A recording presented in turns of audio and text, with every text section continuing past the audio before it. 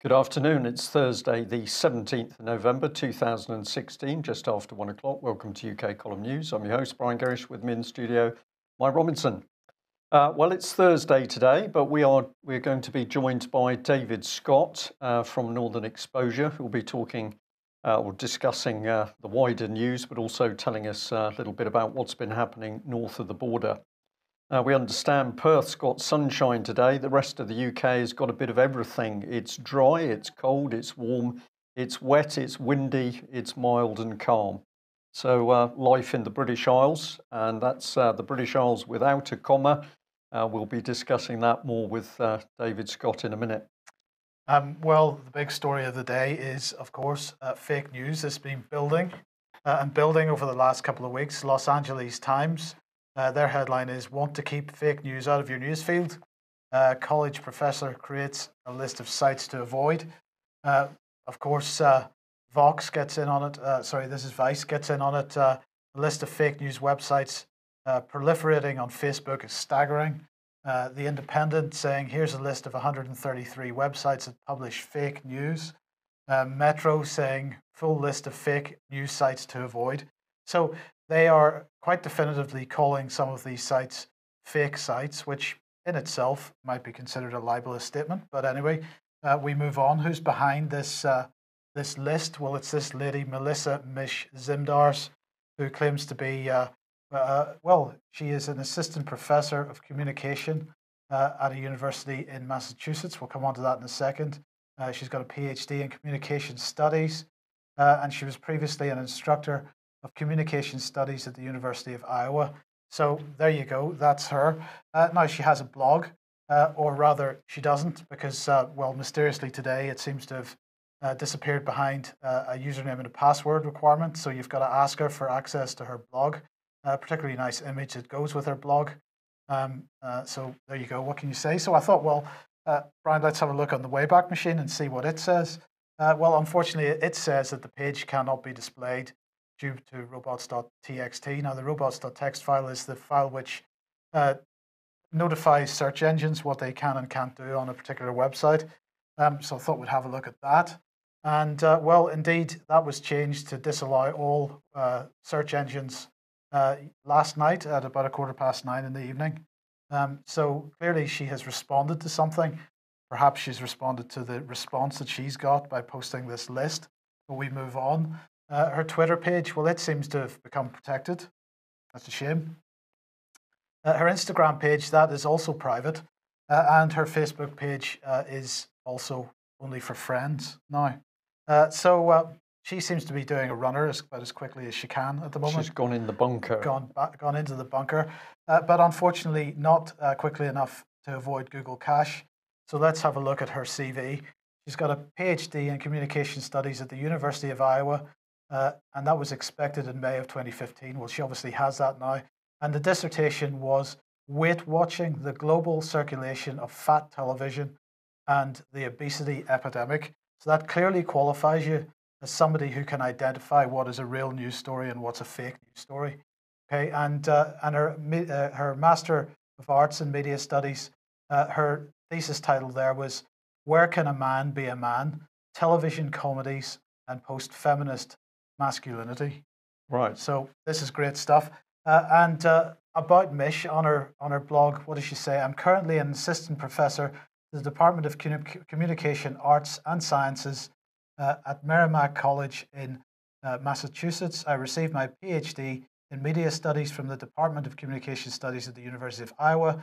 My current research primarily focuses on the intersections of television media studies and critical health / fat studies, looking specifically at issues of identity, the body, surveillance, and indiscipline." So, as I say, absolutely qualified to make decisions about what's real and what isn't. Many people have been contacting her, clearly. Her email address, if anybody's interested, is zimdar@merrimack.edu. And there's the address and telephone number of Merrimack College if anybody feels like attempting to get in touch at all.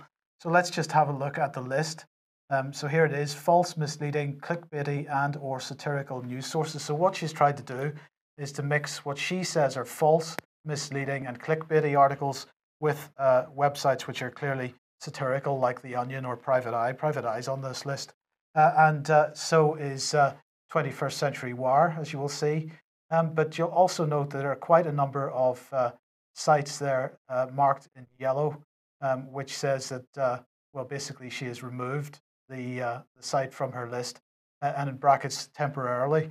Now, there's at least one of the sites which was on this list that has publicly stated that they are seeking legal advice with a view to bringing a libel prosecution. So we'll see what becomes of that. But I suspect that those ones in yellow are as a result of that. Well, somebody has produced a handy Chrome extension if you happen to use Chrome as your web browser based on this list. So you can install an extension which immediately flags up that a website is providing fake news based on this lady's list. So all the mainstream media, this is the BBC, quiz, can you spot fake stories? BBC going nuts about fake stories. This is BBC News Beat for younger people. I write fake news that gets shared on Facebook, so they've got somebody bragging about it. But perhaps Vox explains why the mainstream media going such nuts about this at the moment. Of course, the Trump victory being blamed on this, but they have a graph on there which shows how the mainstream media engagement on Facebook is collapsing, whereas the alternative media is absolutely exploding. And this is pretty much the explanation for why this is going on.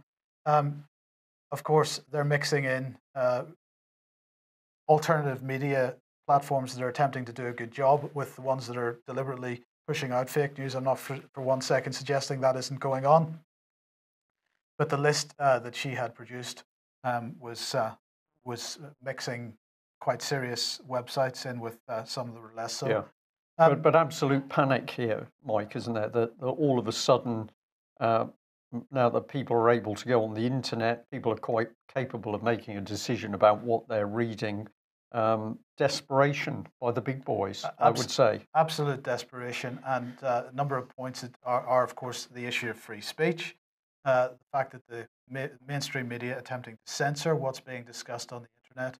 And, of course, the danger of what are effectively monopolies, like Facebook, for example, is effectively a monopoly. So of course, if Facebook and Google choose to use this list or any other list that some indeterminate person has decided to compile as a way of censoring content on their platforms, that has a massive effect on free speech. Yeah. So, David, what are your thoughts on this? I'm just looking down the list. This was news to me. I'm amazed to see that Huffington Post, Mike, is not on the list as fake news sites, despite announcing the 98.4% probability of a Hillary Clinton win in the presidential race. So that's not fake. But many sites that I visit and think extremely highly of, LewRockwell.com, 21st Century Wire, Zero Hedge. They're all on there, yes, it's a very crude attempt at a backlash from the mainstream media. It's amazingly crude, and it shows that they haven't learned anything. Right. Well, let's move on to the next thing then, because I want to highlight this. The Media Fund financed the UK's media revolution. This is being run by a lady called Elizabeth. Sorry, I can't see her name there. Elizabeth Mizon. Who runs a film festival in Bristol, and she's attempting to set up a platform which will enable alternative news sites to join, and they will basically produce a platform, a single place where everybody can be funded out of. So they're attempting to build a crowdfunding platform, and everybody can go there and decide where their money's going to go. Now, who are the organizations getting involved in this? Real Media, Centre for Investigative Journalism, Radical Film Network, Navara Media, and so on. Now Then, Union News, Spin Watch, Pride's Purge, Street's Kitchen. These are the ones that have signed up for so far. Dorset Eye, Salford Star, Manchester Media, and so on. But the one that really stuck out for me was the second one on the list there, which is Open Democracy. Now here is the Open Democracy website. And I was really taken aback because when I looked at this website on Monday, the About page did not look like this. The About page did not have a support Open Democracy UK button, PayPal button on the right-hand side. And at the top of the page, it had a sort of sub-menu. So this is what it looks like at the moment. Let's go back a few days using the Wayback Machine and see what it looked like a few days ago. And this is what it looked like. And third on the list on the sub-menus, there is supporters. And the supporters page has completely disappeared. So let's just point that out. And let's have a look at who the supporters are. So our supporters, and they produce a useful graph showing grant funding, large individual donations, it's a pie chart showing the proportions, platform and editorial partnerships and so on. This is their finances situation. And let's have a look at their supporters. And you'll notice that the grant funding begins at a range of £1,000 to £10,000. And this is just full of foundation funding. So we've got the Jazz Fund, Lyman Miliband Trust, and so on. Johnson Trust. One, yeah. So then the next band is £10,000 to £15,000. Then we've got a £15,000 to £20,000 band. This is the sort of money that if the UK column with this sort of money, we would be doing. It would transform things is the word that they would use, Mike. So transform look over the rainbow. £20,000 to £25,000 band. They've got the Joseph Rowntree Foundation. That's the Reform Trust. They've got Rockefeller Brothers Fund providing them with money. In the £25,000 to £30,000 band, we've got Esme Fairbairn. Absolutely, key one. Right. So and we get up to the top of the list, and the £100,000 plus donations are coming from the Open Society Foundation. So this is who is funding this organisation. And now they're trying to hide this information. Now, I sent them an email earlier on, which they have not responded to, surprise, surprise, asking them, have they removed this page because of the fact that they've joined this media fund crowdfunder? Now, I'm not going to criticise Elizabeth Maison because I don't know anything about her. I don't have any reason to doubt that she's doing this with the best intentions. But the point here is that if alternative media sites sign up to this type of operation where there's a central location for funding, if they then rely on that central location for funding in 2 or 3 years' time, when it's decided that the content that they're putting on their website is no longer appropriate, that funding can be withdrawn and people find themselves suddenly with nothing. And that is a real danger. There's no quick fix to this. Alternative media sites, in my opinion, need to build from being small and fund themselves and deal with small donations. Trying to organize this in this way is extremely dangerous. And when you have the likes of Open Democracy involved in it, it says to me that there's something else either involved at the beginning or attempting to co-opt what might be otherwise done with the best intentions. Yeah. David, it's looking pretty obvious, isn't it? It is, but again, I said earlier that it shows they haven't learned anything. These attempts to close people down are very often backfiring in the alternative media world, because there's two ways of looking at that list. That could be viewed, here's a list of the websites that the establishment doesn't want you to look at. So that's a very interesting list to have. And it can become essentially the best advertising for alternative media sites there's ever been, because it shows who has ruffled feathers. There's an old Winston Churchill quote about, does he have any enemies? Yes, well, good, that means he stood up for something. There's an element of that. In Scotland, there's one particularly toxic, in fact, not in Scotland, in Bristol, there's one particularly toxic nationalist who tweets under Wings Over Scotland. Right, and he produced a blocked list, people he will not talk to or listen to or have any interaction with. And he circulates this around the nationalists, and you can download the file. So you can block all the same people. So if you're a member of the Scottish nationalist cult, you don't have to have any awkward alternative views put in front of you. Now, that was very interesting. I'm number 407. You'll find a lot of people tweeting out of Scotland have numbers on their website, so we can recognise one another. And if you've not been blocked by this guy, that means that you've not really done enough. You have to try harder. Okay, well, we're smiling. Of course, you know, this is a thorny issue, but there is a solution, and let's bring the solution up, because the BBC has decided it is going to go into schools to teach children how to produce real news. Good. So this is pretty simple stuff. So let's have a look at what they're doing. Basically, you can join our mailing list to receive emails about the school report. And I'm just going to highlight that because I wonder if any of our viewers or listeners might like to email schoolreport@bbc.co.uk just to say what you feel about it. They're going to have a head teacher partnership agreement. It's all going to be good, and you can return that. Dedicated web page, news day, arrange for a newsmaking activity to take place in your school. This was 10th of March 2016. So, right, you know, we shouldn't worry at all because the BBC's got it in hand. They produce accurate, reliable news, except when, of course, it's a complete fabrication, and they're going to get in.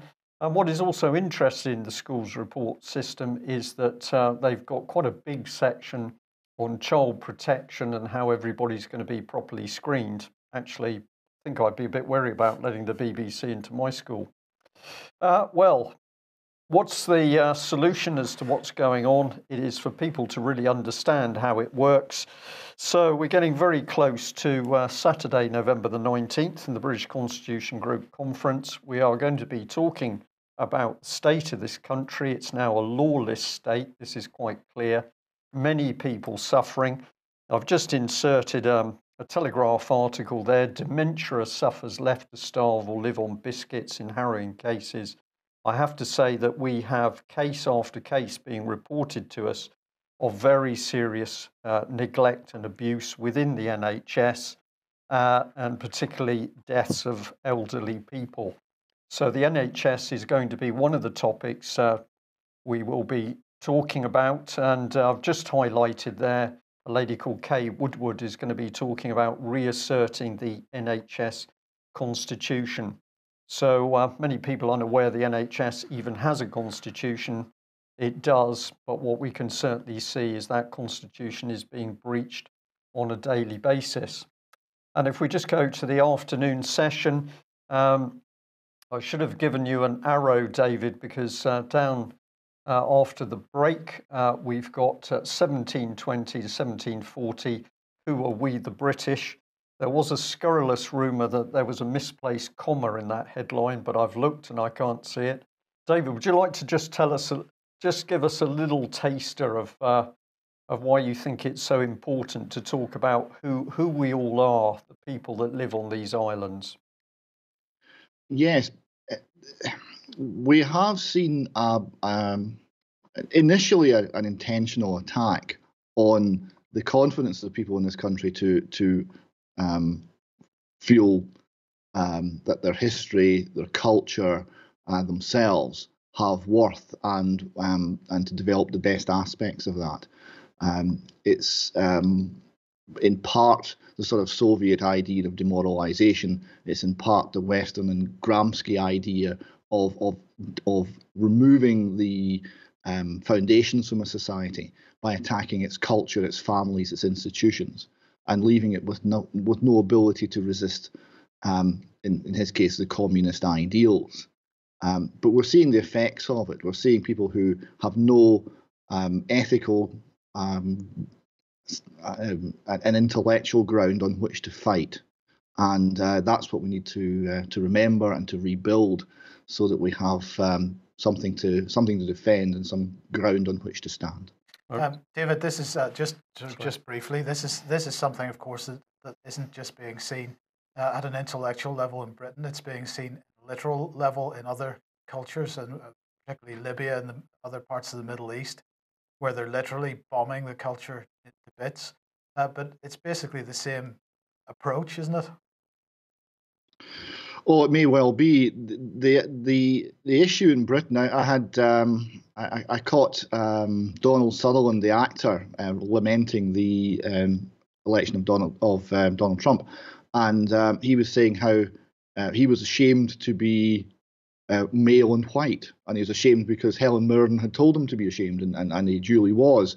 And the lack of any intellectual ability to resist, the lack of any critical thinking abilities there was simply outstanding.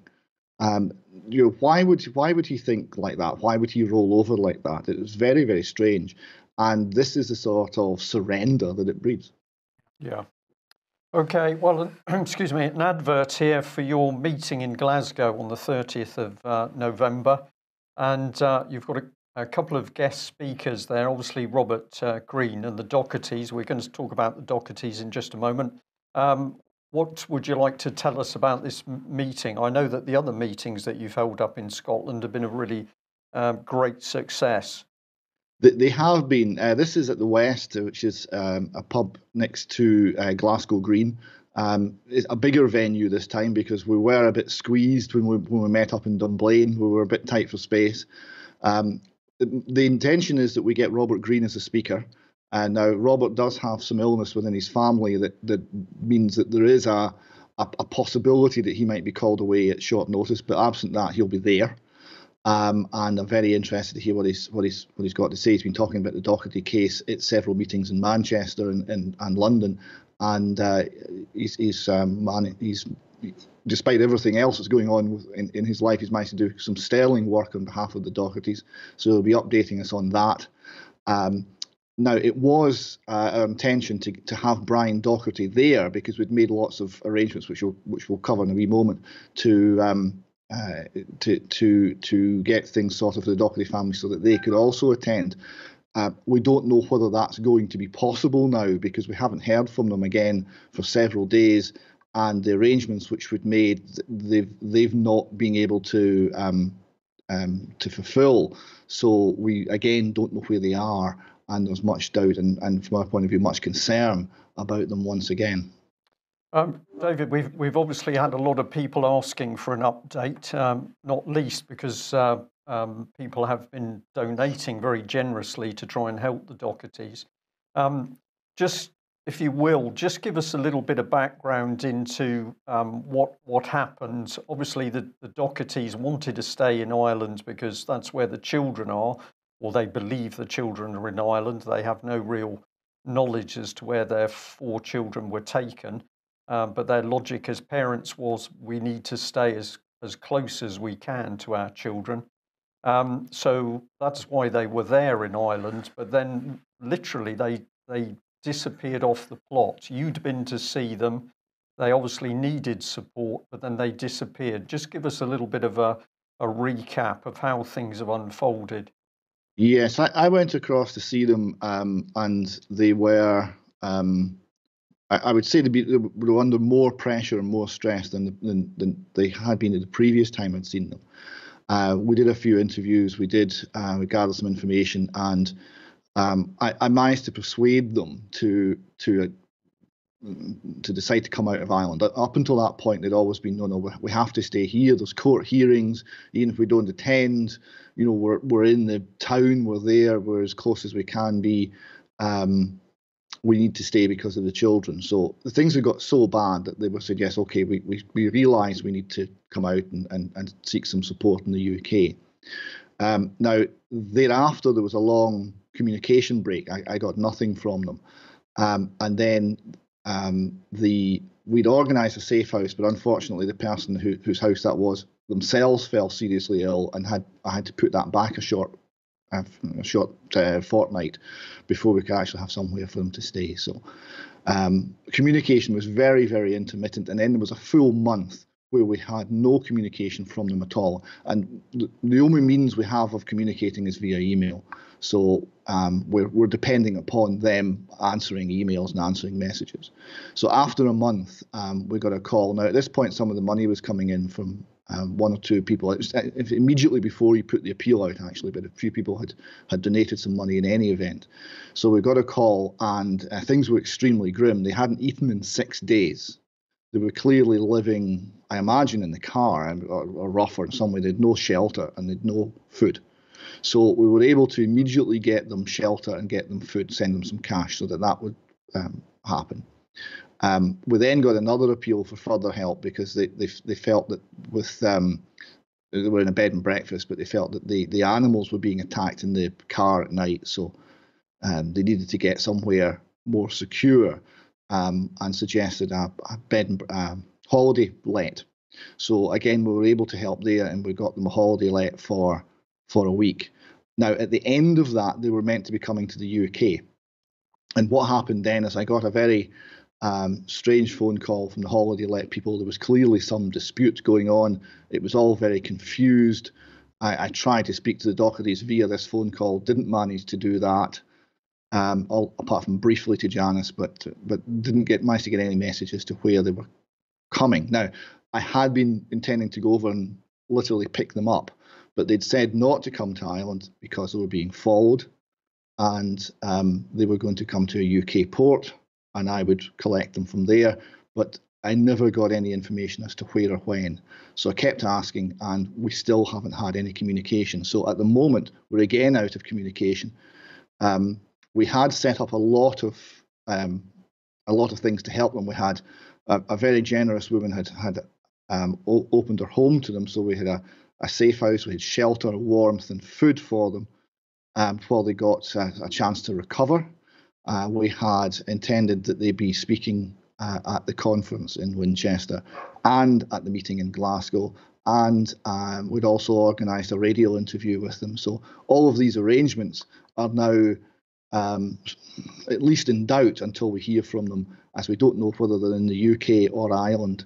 I suspect Ireland because there was a care hearing this week concerning the children, and I suspect that is the reason that they've not felt able to come over to the UK. David, when they were the last time they were out of contact, the reason for that, right, was that they, as you say, they're only communicating via email, and they had ended up damaging a laptop, which they got managing to get working again. Is that possibly what's happened again? It's possible, but I mean, they've got a phone number. If they wanted to get in touch, I'm sure they could do that by a public phone box or something like this. So again, I don't know. I think it's more to do with they've now been under this sort of pressure for 2 years. It's extremely wearing. It's astonishing that they've managed to hold together as long as they have, because most people under this sort of pressure, they collapse one way or another. I think the fact that they've stayed together as a couple has been the reason that they have been so robust and durable under this pressure. But there is a limit to what anybody can take. Yeah. David, I'm just going to add to that we will say is the UK column, but it's a group of people really have done a lot over a great many years to try and help people who've been under an immense attack by the British state, and usually in the subject of children. And the pressures we're talking about are absolutely huge. People become very scared. They go on the run. They try to get somewhere to hide. But of course, all the time there's, this immense psychological pressure, and individuals that we have dealt with have broken down under that sort of pressure at times. They will do things which to the rest of us sitting in our warm, comfortable homes is maybe not the most sensible thing to do. But of course, these people are living by their wits. They have to do what they think is the right thing at the right time, because of course they are the focus of this immense venom by the state. So whilst we are very concerned and disappointed not to have communication at the moment, this is not unusual in dealing with people who are in this immense position of stress. So I think what we're going to say nicely to all the people who have been kind enough to donate is just be patient at the moment. We are going to have to wait until we get communication restored, and then we can see where we are. Matters are out of our control at the moment. But what does it show? It shows, of course, that parents who simply report an approach of somebody who certainly appears to have some child abuse tendencies at heart, that's the way it appears, They report that incident, and they then have 4 children removed and are hounded not only by the Scottish state, but of course the Irish state. And we now know that the Westminster, so we'll lump England in there as well, is saying, well, we don't really care if a foreign state's taking your children. You're not going to get any help from us. As somebody in the chat room has said, I can't imagine what it feels like to have children taken away. To have 4 children taken away, you must go into a very, very dark place mentally to start off with, let alone all the rest of the pressure coming on, your home broken into, animals killed, pets killed. And certainly it seems that the dogs have been tortured with cattle prods. That was part of the story that came out. It's like something out of a horror film, but of course this is David Cameron, Theresa May's Conservative Britain in 2016. I don't know whether you'd just like to add anything to that, but yes, and Nicola Sturgeon, Scotland, because Nicola Sturgeon is fully aware of this case. One of the things that we've been doing in preparation to accelerate the campaign on behalf of the Dochertys, anticipating that they would be in Britain with us and we'd be able to communicate more quickly with them and do more, is we're reviewing all of the documentation and getting all of the letters that have been written by the Dochertys over the 2-year period in order so that we could have a searchable database. So firstly, a huge thank you to the person who did that. It was a huge amount of work. The feedback I got from this person who had come later to the investigation team, looking at all these letters, she was struck by how coherent, accurate, funny, insightful, combative all the letters were. This was clearly people who were had very important cases to make and were making them with determination, with precision, with appeal to the requirements of lawful conduct, with humour where appropriate. I mean, they're excellent letters, and they've all gone in, and many of them have gone to Nicola Sturgeon and other senior people in the Scottish government, and they have been ignored. Even the letter from their 13-year-old daughter, which went to a senior person in the London governmental establishment, which was very touching. And she described her first-person narrative as to what she had seen surrounding this family. That too was ignored. Yeah. Okay, right, David, thank you very much for that. To our viewers and listeners, we will, of course, update you on the Dochertys as soon as we can. In the meantime, we are simply going to hold the donations that have come in. We probably suggest the best thing is for people at the moment, if they want to donate, just hold until we know what the situation is. But we just pop this. Yeah. Sorry, pop that one up on the screen, Mike. We are going to say that we are very, very concerned for the safety of the Dochertys at the moment. But our hands are tied until we get some more information. Okay, well, we'll move on through the news. I was going to say that we'll lighten things up a bit, but in fact, it's quickly going to show how bad things are in Parliament. But I couldn't resist popping this one in. This is a local Plymouth Herald story here, and it's saying that the Germans are looking to poach Plymouth firms after Britain pulls out of the EU.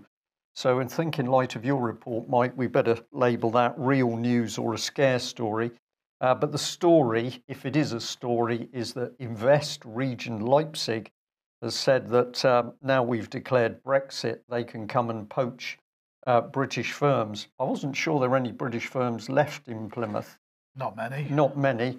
And of course, the dockyard, which was the real fountain of wealth for all the firms and spin-off of all of the bigger work that went on in the dockyard, that is all collapsing very quickly. Well, somebody with an eagle eye noted that there'd been a Commons debate reported in Hansard. The subject was the East Anglian fishing fleet, and they thought we might be interested because Oliver Colville, our very own Plymouth, Sutton and Devonport Conservative MP, got a mention. But we had Peter Aldous, Waveney Conservative, begging to move. I don't know whether he wasn't able to move on his own or something, but he was begging to move.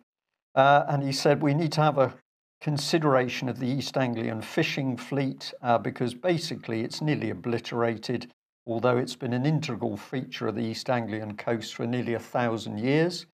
And dear old Oliver Colville piped up and he said, does my honourable friend agree that this is not just about the East Anglia fishing community, it's also about other fishing communities such as mine in Plymouth down in the southwest, where they are very much hoping for better facilities in order to produce better fishing. Do they mean calmer seas there? I'm not quite sure what he means. I'm not clear at all. No, I'm not clear. So let's remind ourselves as to what happened to the fishing fleet.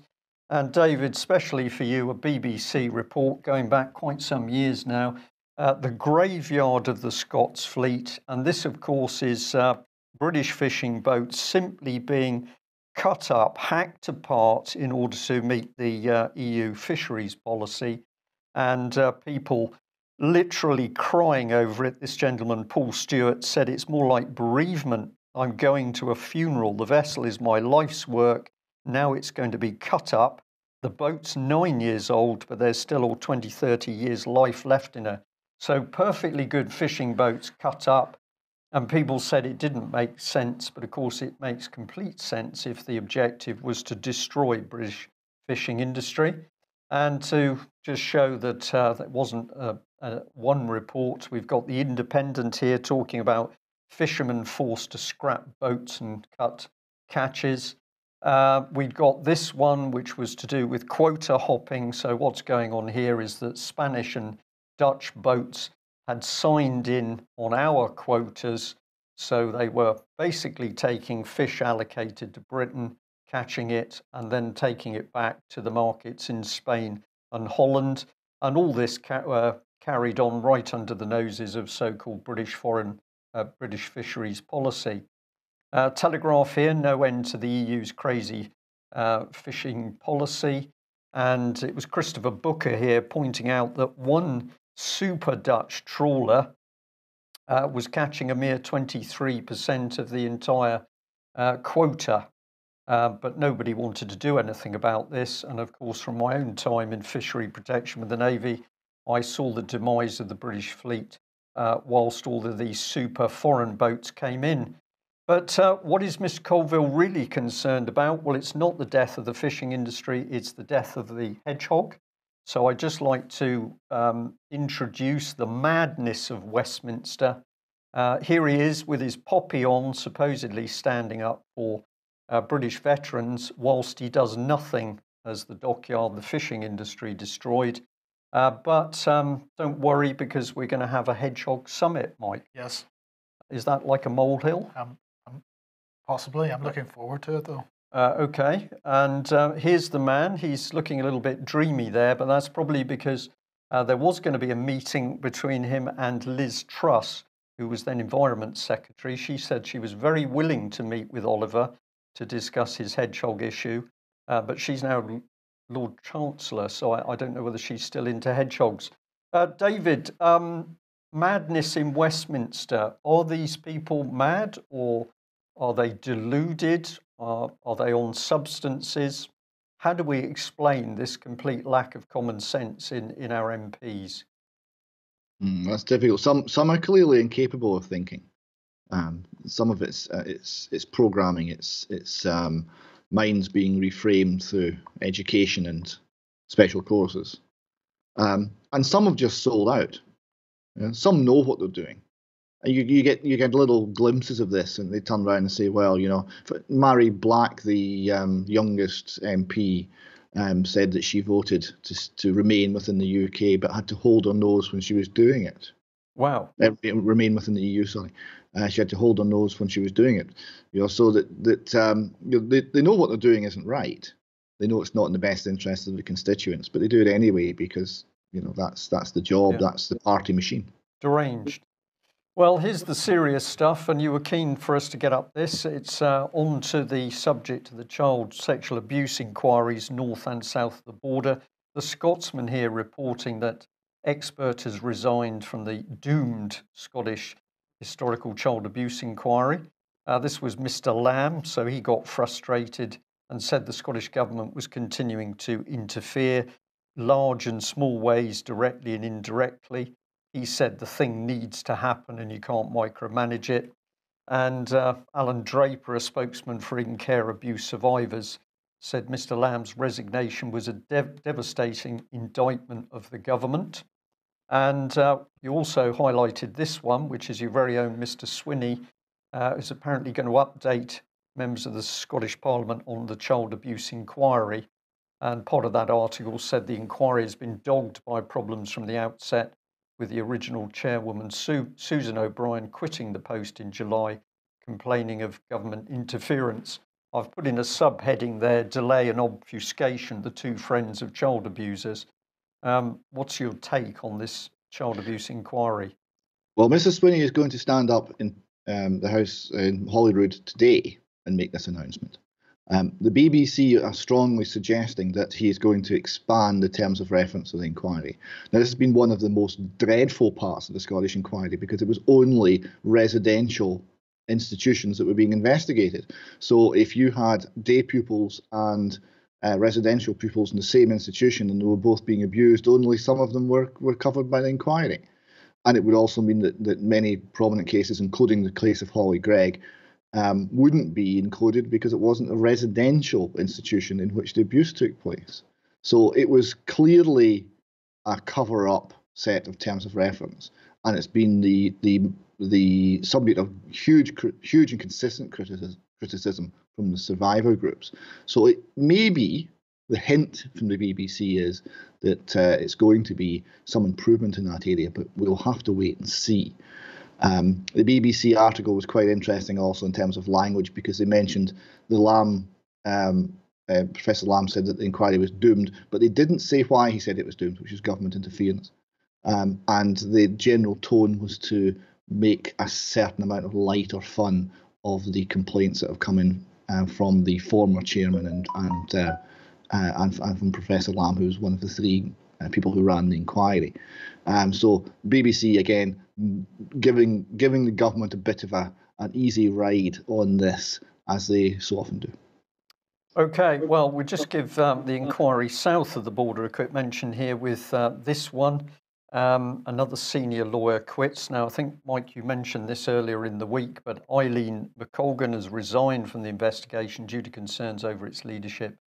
She's also a law professor at King's College London and was apparently involved in the inquiry's investigations into the Anglican and Catholic Church. Well, a classic example of abuse in the Anglican Church is the Kendal House scandal, where girls were abused over years, drugged unconscious and sexually assaulted.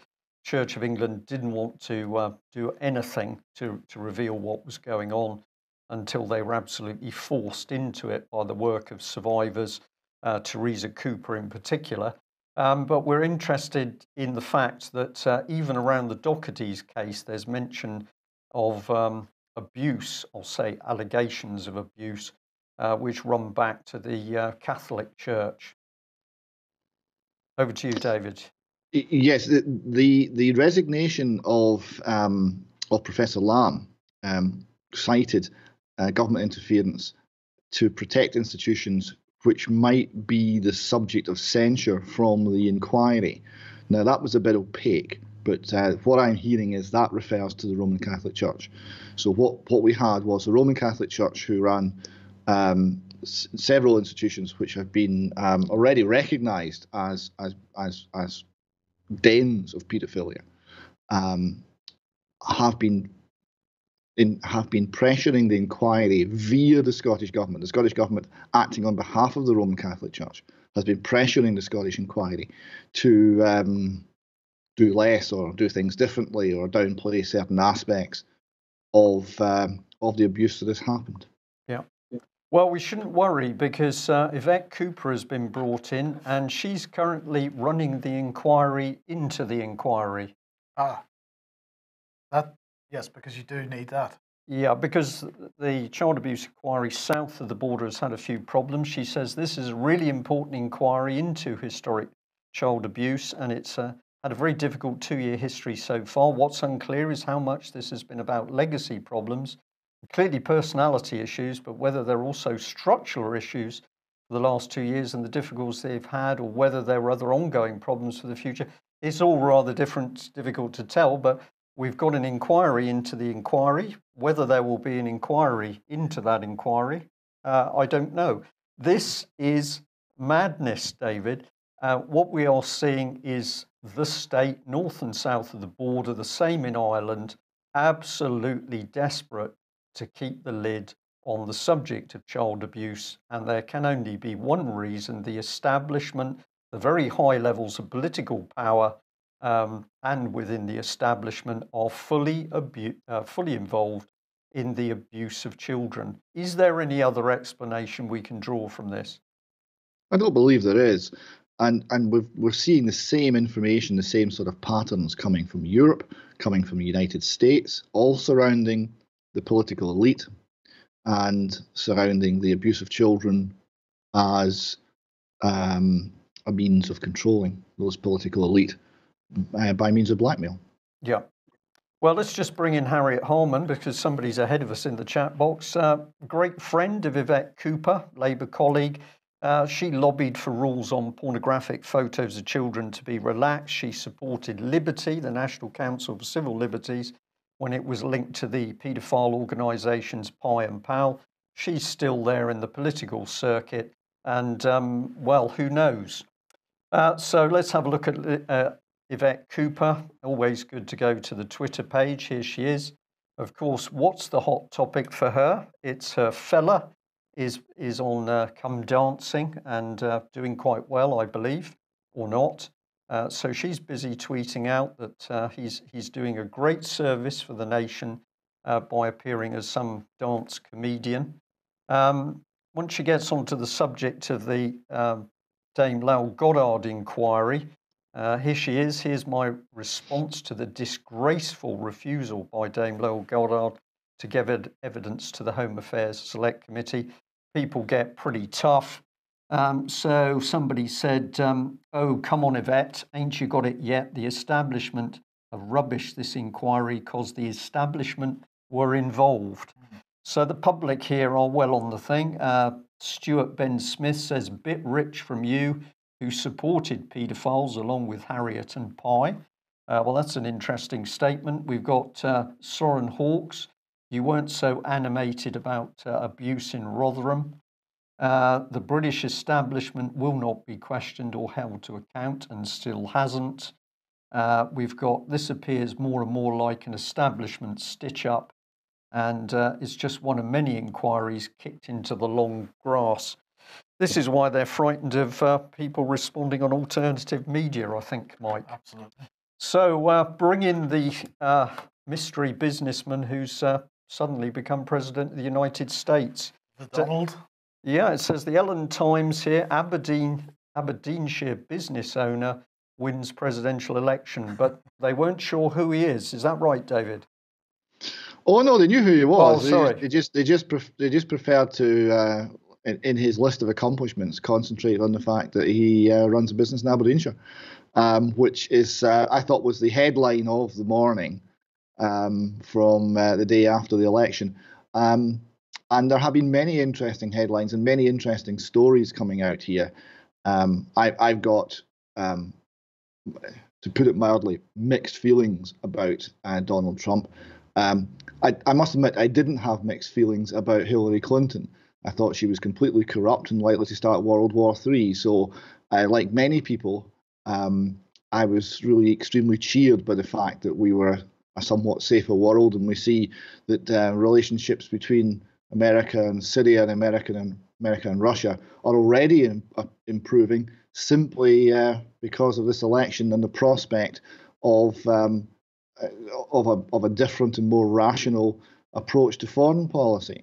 Now, there are many other things to be concerned about with Donald Trump, and we'll watch carefully how he undertakes his presidency. But one of the things that's been striking me is the degree of both anger and simply confusion in the left-wing mainstream media in the States. They haven't known how to respond to this. They didn't see it coming. although I think we in the column were talking just before the election, and the view we formed was we thought that Donald Trump would just do this. The mainstream media didn't see it coming, and the reaction has gone from grief to rage and anger. And there have been enormous numbers of death threats. And I saw a sign of someone holding up a banner at a demonstration advocating the rape of Donald Trump's wife. Quite horrendous scenes. It shows you the degree of division in the country. It shows you the degree of just outright stupidity and hatred on the part of the people who are taking to the streets. Yeah, I think one of the things that concerned me most, David, was that a youngster very close to me came home from school yesterday and was telling a friend that there had been people in the school, children in the school, suggesting that Donald Trump should be assassinated. And really, when 11 and 12-year-olds in a British primary school, British secondary school, are suggesting such a thing, there's a bit more to worry about than in terms of the general media coverage and how people are taking mainstream media at the moment. Yes, there is. I mean, the essentially you had people in American mainstream media basically saying that it's Armageddon. It's the end of the world as we know it because people voted for Donald Trump. Have a look at your history. This is by no means the worst person that's ever been elected president. Not even close. Yeah. Right. With an eye on the clock, David, we'll just bring this this subject in, which is back on the children mental health. Now, you flagged up that the TV in Scotland, I think it was BBC Scotland, had interviewed some ladies who've been working with this charity, Place to Be. Here they are celebrating our schools. I'd like to recognise the extraordinary contribution that schools make to support our children and young people's mental health. So schools are there to work with mental health. They've got a mission. I need my glasses for this. Our mission is to enhance the well-being and prospects of children and their families by providing access to therapeutic and emotional support in schools using a proven model backed by research and training. And our vision is a world where children have the opportunity to grow up with prospects rather than problems. Good. Well, who's the driving force behind this? Here she is, the Right Honourable Duchess of Cambridge. So we can relax because apparently she's very big on improving the mental health and emotional well-being of children in the UK. But David, you picked up on some comments from the two teachers. This was just the preamble. Yes, it was Laura Maxwell from BBC Scotland who was speaking to the ladies. These are some of the quotes. It's not just about PE and physical fitness, it's about mental fitness and about building that in all respects of our school day. They go on, we talk about physical health with them, but we also need to talk about their minds being healthy, and we come at it from a very simple approach. And attachment is probably one of the biggest challenges that some of our children face. I couldn't find a full explanation of that, but I didn't get a comfortable feeling about it. I think all children can benefit from the support of a counsellor, all children, some sort of emotional and mental well-being support, because everyone has challenges in their lives. It's not just areas of deprivation. Well, as Gillian was saying there, all children experience mental health issues. David, this is very worrying stuff. We've now got yet more people saying that children and just don't grow up normal. All of them are going to be disturbed. They're going to have mental health problems. And we have to cluster the state agencies around those children to protect them so that they grow up normal as far as the state's concerned. Yeah, so here you see the continuing professionalisation of childhood. Emotional support when you're a child, when I was a child, and for most children now, it's called mum.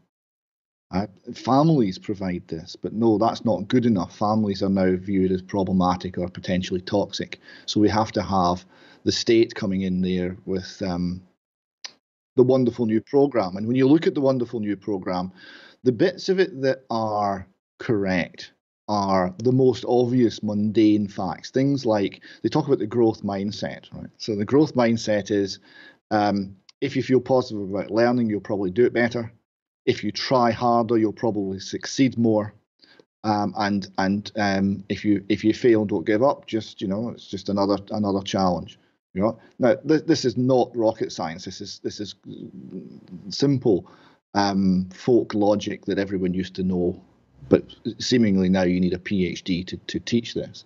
And the rest of it is sort of mumble jumble. But as it gets more professionalized, and as it gets more involved, you start to see these people who are qualified via university routes, learning things which may or may not be true, quite often aren't true, starting to have more impact on families and more involvement in families. The effect will be, I would suggest, an increase in mental health problems, not a decrease in mental health problems. There was this matter of mental health was discussed in the Scottish Parliament today at First Minister's Questions. The point was made that reports and references to mental health services in Scotland have gone up 50%. I don't know if that was in 1 year or a longer period, I didn't catch it, but 50% increase. To which the First Minister simply said, well, that just shows you, all these people are now seeking help, and that's a good thing. So there's no realization that a 50% increase might actually represent a serious and real degradation in the health of the nation. Yeah. David, thank you very much. We're just coming up to the hour, so I think we're at the end of the news today. Thank you very much for joining us. Well, there you have it. If you're new to UK Column and you're concerned about real news, then our challenge remains the same. Please go away and research what we're talking about so that you can see for yourself that what we're showing and talking about is absolutely real and absolutely accurate. In the meantime, we will do our very best to see whether we can regain communications with the Dochertys. We are deeply concerned about their safety. If anybody's got information, please let us know. Now, tomorrow we're on the move for the conference. There will be a news program. So tomorrow, Vanessa and I will present the news, and we will have a special guest on from Sana'a in Yemen. So tomorrow we're focusing on the Yemeni conflict. We'll have somebody on from Yemen, so stay with us for that. Excellent. That's it. Thank you very much for joining us. Bye-bye.